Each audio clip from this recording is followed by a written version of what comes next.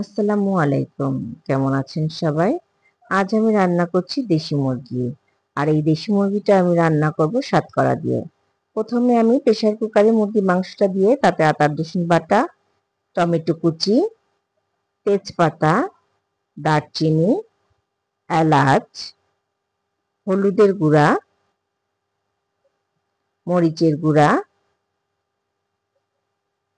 ধনিয়ার গুঁড়া, স্বাদমতো লবণ, তেল দিয়ে এখন ভালো করে মিশিয়ে নিব।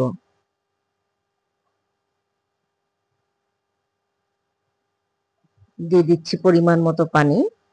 আর এটা দেশি ডিম পাড়া মুরগি, একটু শক্ত, তাই আমি এটাকে প্রেসার কুকারে রান্না করছি। প্রেসার কুকারের ঢাকনাটা লাগিয়ে আমি চুলায় দিয়ে দিচ্ছি। মাংসটা সিদ্ধ হয়ে গেছে, আমি এখন দিয়ে দিলাম সাতকরা।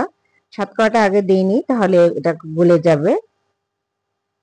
আর এখন আরেকটা কড়াইতে আমি তেল নিয়ে নিলাম, দিয়ে দিলাম পেঁয়াজ কুচি,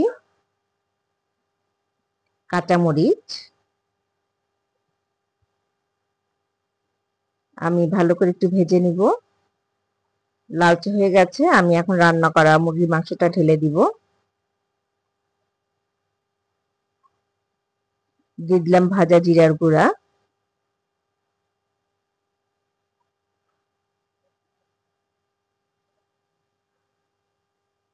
মাংসটা হয়ে গেছে। এভাবে করে দেশি মুরগি রান্না করে খেয়ে দেখবেন, খেতে খুব মজা লাগে।